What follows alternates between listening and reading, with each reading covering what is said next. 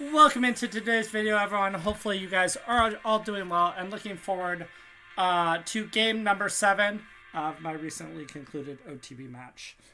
Previously, when I had the black pieces against Larry, I had played, I think it was 2 BOGO Indians.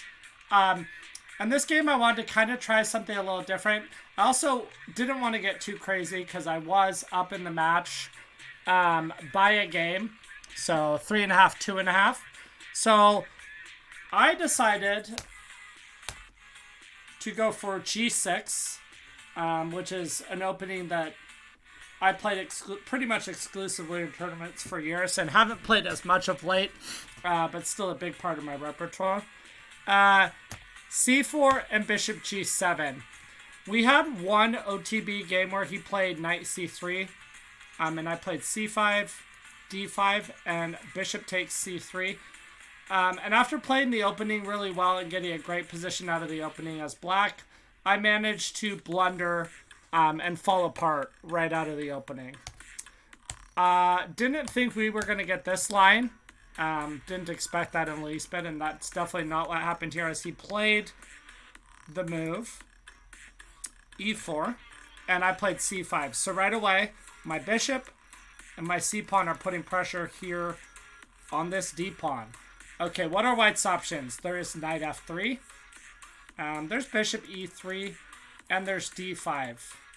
My opponent opted for D5, very natural, gaining more space in the center of the board with these white pawns.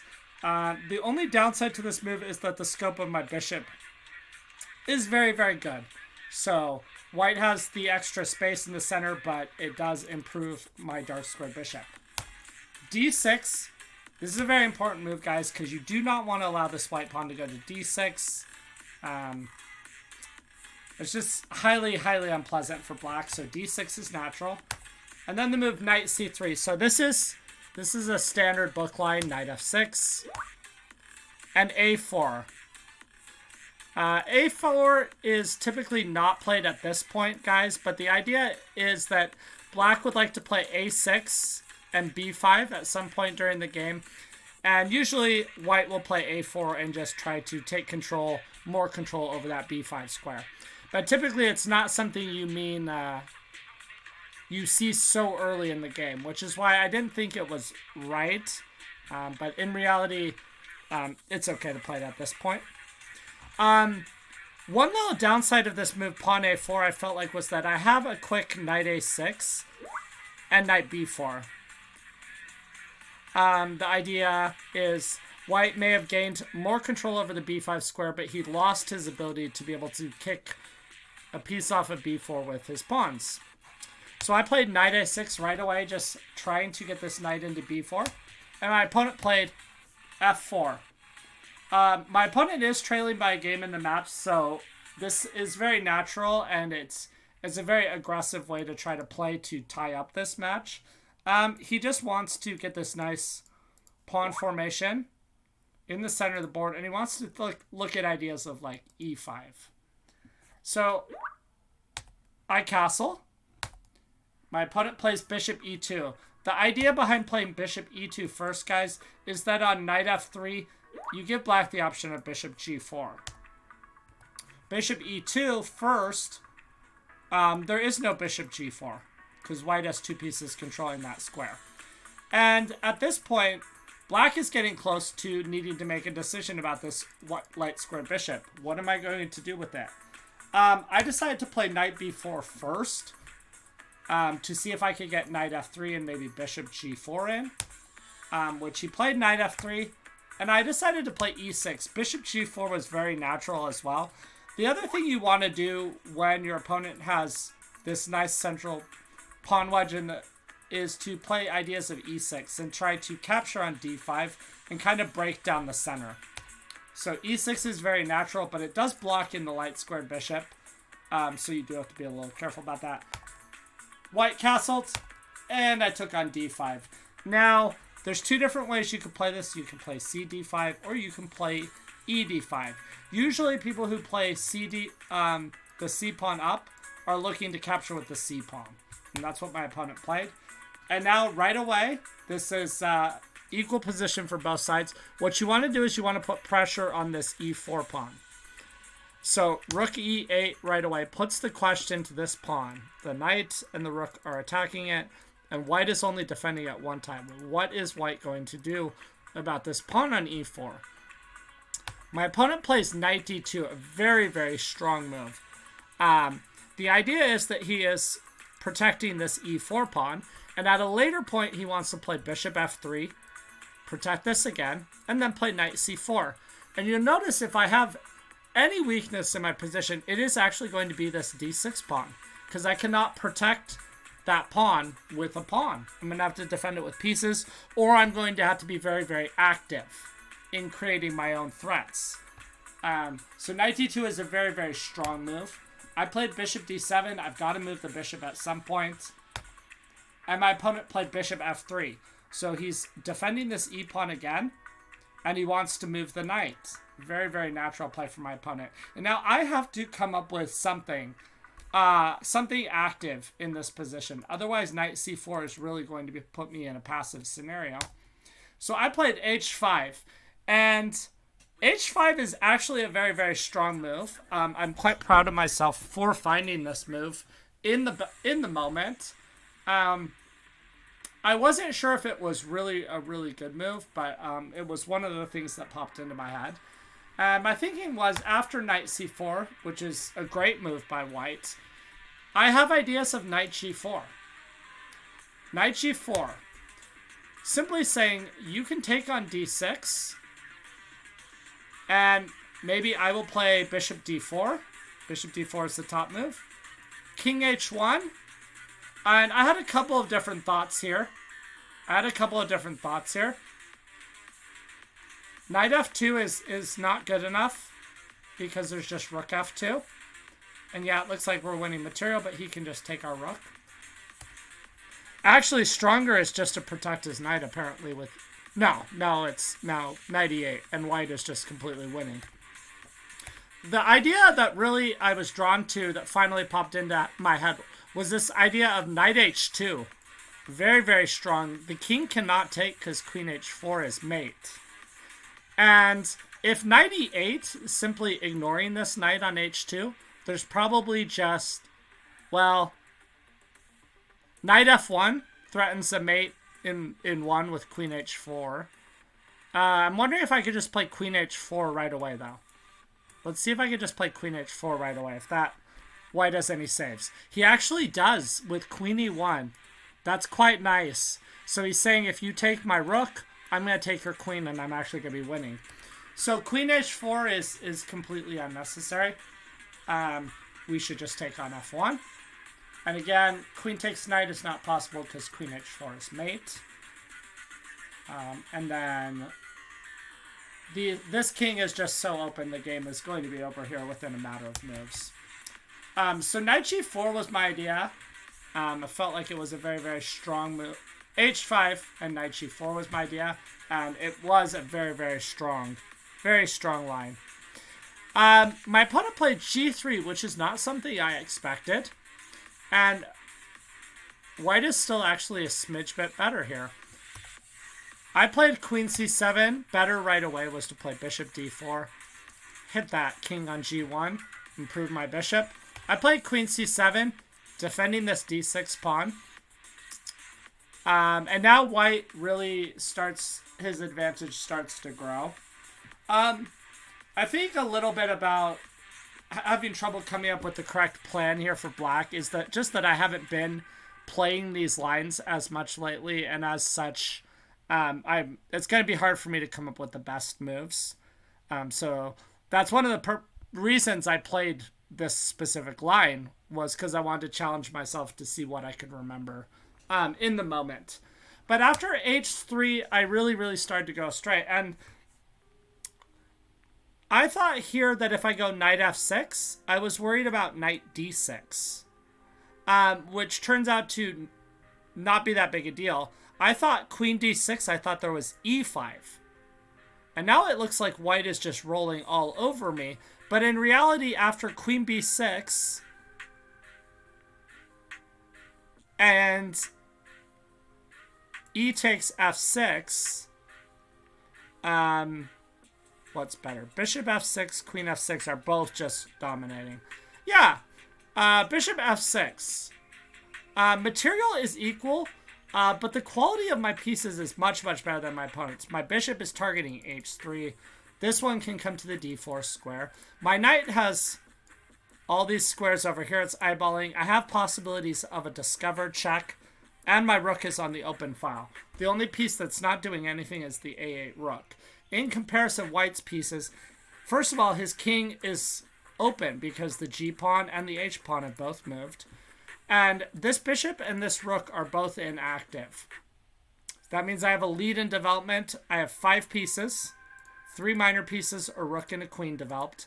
My opponent has 1, 2, 3. So this is just a very, very good position for me. E5 was scary. E5 was very scary. And queen b6 did not even occur to me, honestly, in this position.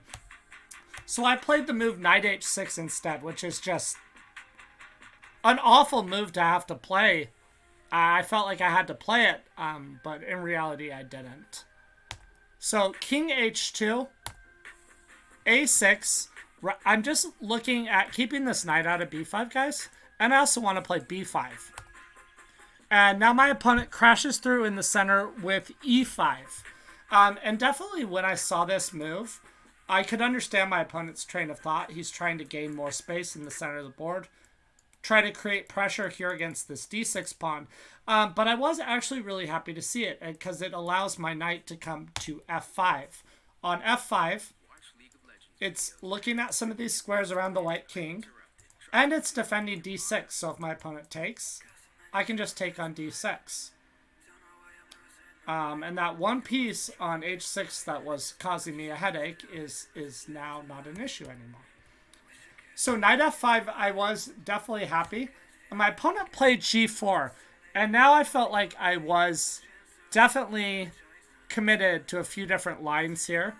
I took on g4, hg4, and then I played b5. In reality, I don't have to play b5. I was worried about knight d4 and e takes d6. But this king is just so open, even though I'm down a pawn. I have time for queen d8. And I am just crashing through on this king side. And these pawn pushes have definitely caused a lot of holes around this white king. Sadly, I did not see this line in the game. I was not tracking it that well, and I played b5 pretty fast. I felt like this was a forced move. And he took my knight, and I took his knight. And here I was not sure how white was going to continue. If you look at the position, it's very interesting, actually, because black has got this threat here of taking on e5. I have 4 attackers, actually, of that square, and he only has 1 defender. But white also has possibilities of playing moves like pawn to e6, which looks very, very scary. I'm not going to lie. And I could not, for the life of me, I could not figure out what was going on in this position. If it was just losing for me, if it was just very imbalanced and both sides had chances. And then the longer I started to think about this position, I realized that moves like queen d8 are going to create some threats. And this white king on h2 is going to feel very exposed in some lines. Again, not 100% sure what the eval of this position was during the game. It is almost winning for white. It is almost winning for white, but it is not without counterplay for black. My opponent played f6. e6 was the best try. f6 allows some interesting possibilities. One of which popped into my head, queen d8. I did not play it in this position. Queen d8, the idea is if he takes on g7. Let's see, should I throw in the check? Yeah, queen h4 check, king g1, and then king g7. And even though I'm down a piece, minor piece for a pawn, the rook is coming to h8, and this king, again, is looking very, very open. And my king is actually looking very safe. But I couldn't figure out if this was the right moment to play queen d8. So I played, instead of playing queen d8, what did I play?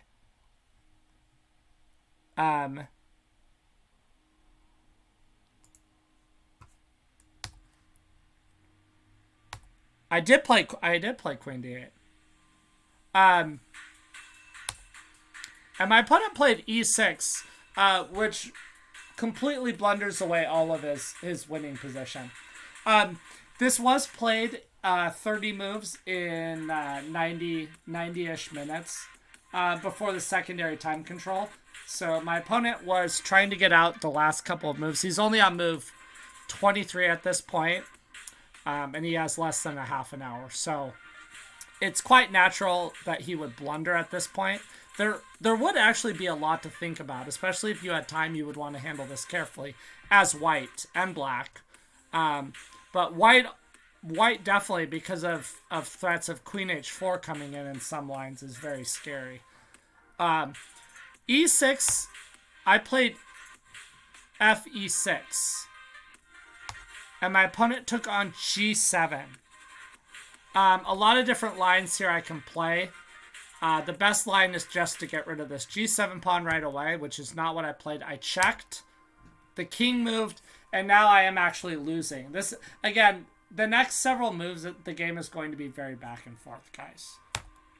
e5, I thought e5. I need to give my queen someplace to run to on rook h1. I would like to just take on g7, but rook h1 looks scary. The other idea behind this move is that I wanted to open up the possibility of a check on h3, which my opponent gets out of with rook h1. And then queen e7, f takes e5, queen e5. And the best part of this situation, guys, is that the white king is still exposed. This position, again, is completely winning for white with proper play. But the combination of my opponent needing to make several more moves to make that time control and the white king was causing him to hesitate a lot. He would go to make a move. Like, you could tell he wanted to move quickly. And then he would pull back. And he'd spend several more minutes thinking. Bishop h6. This is one of the reasons I should have gotten rid of this pawn. Now this pawn is just permanently going to be a pain on g7. I played knight d3. At this point, I'm trying to not think about the moves too much. I know white is probably winning. So I want to try to get some moves on the board that are going to challenge white, especially since he's low on time. This knight comes in here, creates possibly some threats towards this white king, and threatens knight b2. So my opponent played queen d2, very natural, defending b2, and I quickly played rook a b8. We are quickly coming up to the time control. Again, I have plenty of time, but I know I'm in a losing position, so I am just getting some moves on the board to try to see if my opponent blunders in time pressure. My opponent responded rook b1, and I played bishop f5. And even now, guys, it's easy with a computer eval to look at this position and go, white is winning. But in the heat of the moment, I thought there was a chance that I still had enough compensation. That's actually not true, but that's what I was thinking at this point. And this is move 30. So both of us have made the time control. He played rook h4, one of the best moves in the position, actually. And I played knight e1. And I thought this move completely puts me back in the game. The idea is we have a discovery on this rook on b1. The king is in check. And I thought I should be getting some material back because he asked to sacrifice. And this position, I really was not sure what to make of this position. On one hand, we can say white has 3 minor pieces. 2 bishops and a knight and a rook. And I have 2 rooks and a bishop. But then you have to factor the pawns into the scenario. 4 pawns versus 5 pawns. I have 5 pawns. I have pressure on this b2 pawn, so we're threatening to just get back another pawn. But the one annoyance in this position continued to be this pawn on g7. And white is actually able to create some threats because of this pawn on g7. King f2 attacking my rook, very natural. And then rook a1. And then this clever little move, bishop c1. The idea is if you take the bishop, there's going to be rook h8, king g7, and rook b8, which is winning for white. So bishop c1 is clever on one hand, but it is also a blunder because black can take on g7. And g7 is a very, very important pawn in this position. And my opponent played rook h1. My opponent is being very, very tricky here. I'll give you a couple of seconds here to figure out what he's threatening now with this move. I had a good little chuckle when I saw what he was threatening here. All right. Some of you may have seen it. Some of you may not have seen it. He is actually threatening bishop h6 check and then taking my rook on a1. So here I do have to be careful still, honestly, with how I play. I play king g8. The idea is we're just going to step off the check on the dark squares. Bishop e2 and bishop d3, trying to trade off material, but my opponent's not having any of it. Bishop g4. And here I was actually a little bit worried because this bishop can come into e6, and then this, again, if we go to a dark square, there's going to be rook a1. But this was actually not the best move. And I should have played rook b2 here. Bishop b2 and rook takes. Rook, I did not. I played rook f8, king g2. But here I was actually still happy because I have this move bishop c1. And on the surface it looks like, well, doesn't white have two pieces defending that square and you only have one defending? But after captures, white captures, we take the bishop on c1. And again, I'm not sure I wasn't sure what to make of this position in the moment for black. Am I winning? Is this a draw? Am I losing this? It's a hard read. White tries to trap my rook, actually, or force it into the corner with this little plan here. About the only way I figured I could lose this position is somehow getting my rook trapped.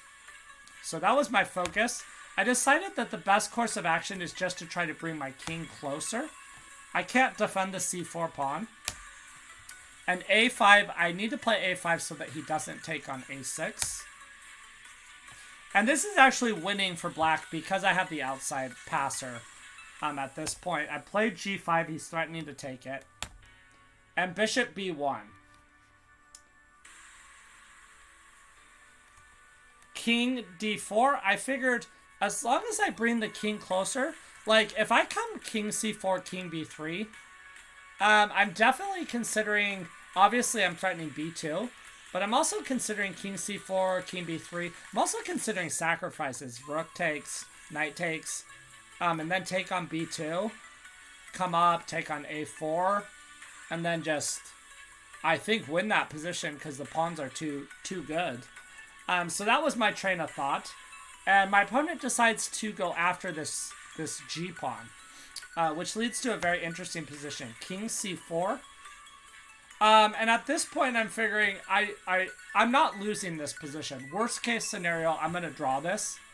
And he played bishop a2, check. And I played king b4, which is very, very strong.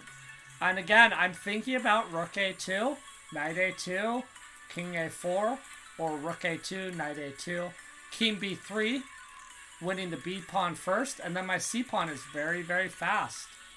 And this king is kind of in a hard place because he's trying to watch this g pawn and he'd also be trying to stop the c pawn. And it's just, if there is a way to hold it, it's going to be very challenging for white. King f3, and I played c4.